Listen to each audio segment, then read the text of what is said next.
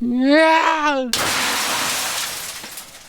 Hello, I am the Angry Spork, taking issue with Superman for all seasons. Last week, even saving Metropolis from a nuke couldn't keep Clark from feeling lonely, so he paid a visit to his hometown. But even Smallville wasn't quite the same. All the while, Lois Lane wondered how pure this flying Prince Charming really was. After being saved by Superman from a burning building, the appreciation of one Miss Jenny Vaughn makes headlines and draws the attention of Lex Luthor. Despite the fact that his tech was involved in a terrorist attack and his knockoff Iron Man cronies almost let that woman die, I'm sure he only has good intentions. Right?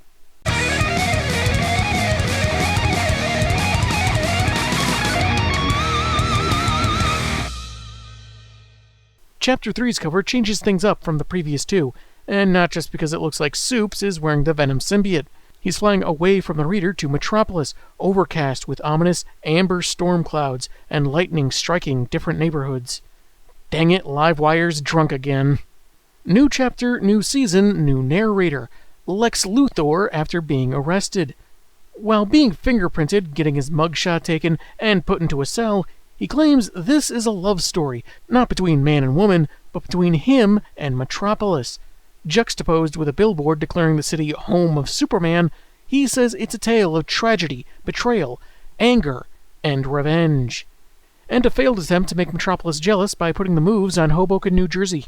After being released and met by numerous reporters, including Lois Lane, he says that the matter of his arrest will be straightened out, surely determined to be a misunderstanding, and be put behind them all. Internally, he feels the public needs to be spoken to like children to better grasp his position, which is never wrong.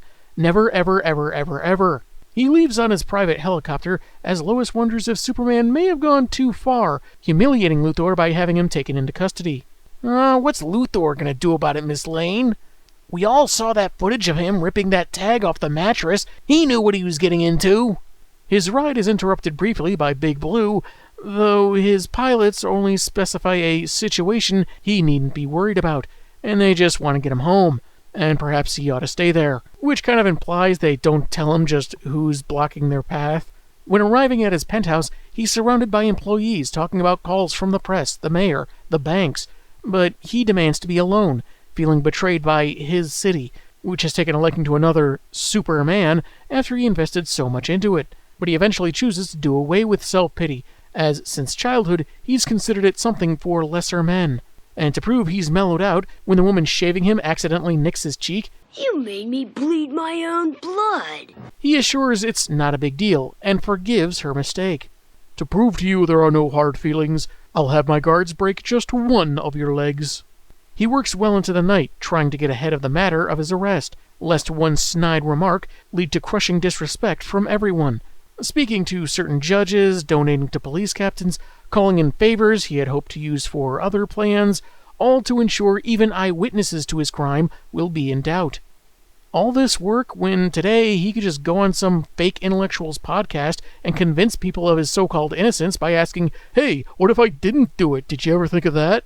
All that remains is his rival, the superhero currently floating outside his office, just as the mastermind is 10% into his transformation into the Grinch. "You're a mean one, Mr. Lex." Or maybe that greenish tone is meant to denote his envy of the superhero, but he's concerned about Soups taking what he views as his, and that leans more towards jealousy. Anyway, Clark doesn't really say anything, letting Luthor brag about building Metropolis into what it is today, and that his fame as the city's newest mascot is fleeting, while Lex will endure. "Some people like to refer to this time of year as autumn. I prefer fall. I always forget to write that N at the end, and everyone just has to point it out." Sometime later, Lex is updated on the first phase of some project, and the second phase has been made extraordinary with the help of gifted biochemist Jenny Vaughn, the woman I mentioned Soups rescued in Book 2, and had that totally not crazy apartment shrine to him. The businessman goes into a room to see her, asks if her needs are being met, but she doesn't respond. She's too busy having her eyelids forced open as she watches images of Superman's iconic heroism, alongside a loop of faster than a speeding bullet and all that. I know I referred to it as the Fleischer opening before, but more or less the same stuff was used in the original comics and in the George Reeves series. My weird brain just went to the old cartoons for some reason. Luthor says her knowledge of viral infections will bring happiness, and not only will her angel want her help, he's going to need it, as he leaves her to... more of this. What does this accomplish exactly? She was already pretty well fixated on Soups, so wouldn't she jump at the chance to help without Lex going all A Clockwork Orange? Unless this was her idea? Later at the Daily Planet, Lois is at Clark's desk, taking a gander at a letter he's written to his folks, when the farm boy approaches, pretty displeased that she's looking at something more personal than journalistic notes. She figured the LL referred to her own initials, but he clarifies it's about Lana Lang. Lane suggests that given their competitive profession, anyone could have made that mistake. How many people do you know that have the initials LL? You, Luthor, Lana, like I just said, LL Bean, my mermaid ex-girlfriend. Mermaid ex what now? I didn't say Lori Lamaris. I'm not Superman Pie. This panel of the LexCorp building and the word bubble truth is accidentally funny, because it's like Lex somehow heard that conversation and is speaking in solidarity with Lois. She thinks she's owed an apology and starts asking who Lana Lang is when she falls over, coughing and sweating, into Clark's arms. Wow, those Axe body spray ads weren't kidding. He then sees the rest of the office is either already passed out on the floor or just about there. Those Axe body spray ads really weren't kidding! It looks like he's trying some mouth-to-mouth on Lois, but it doesn't seem to work. Everyone has fevers and rapid pulses as Luthor waits in his office, imagining how the confused hero rushes to save the entire city, dying around him. As Kent changes and flies out of the building, we see even more citizens passed out, and Lex narrating that for all his powers, he can't do anything about what's happening, and this time, he won't be able to bully anyone. I really wish a wealthy, narcissistic criminal playing the victim after being held accountable didn't feel so true to life. And that the phrase wealthy, narcissistic criminal playing the victim didn't apply to several people in real life.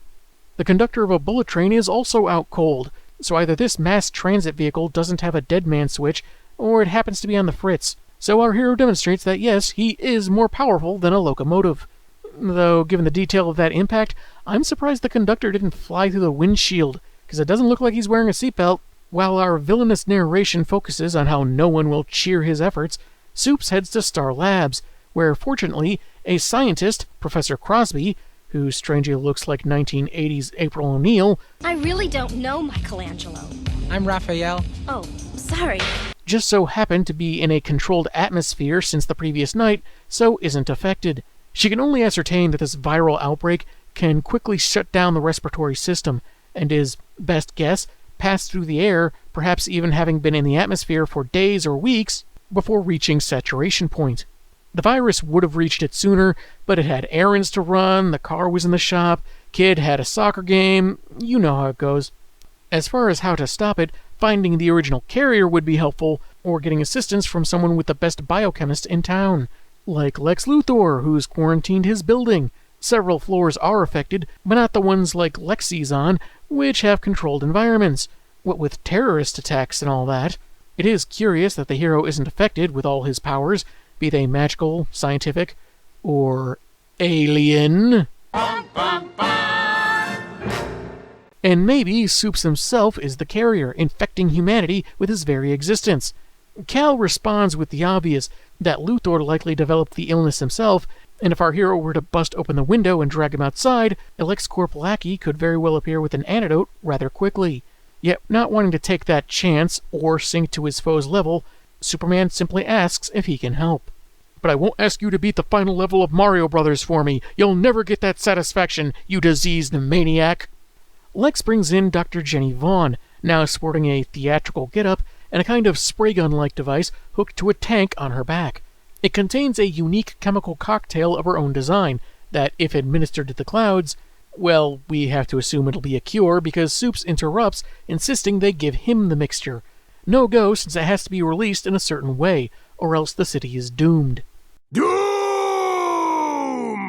Jenny loves the hero, like the rest of the city does, and just wants to help despite the danger.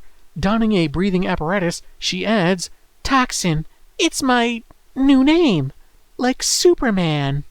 Yeah, that feels appropriate for someone that wants to help save the city, a word synonymous with things that cause health to decline. like Superman. Is Clark not seeing the giant red flag here because it's blended into his cape?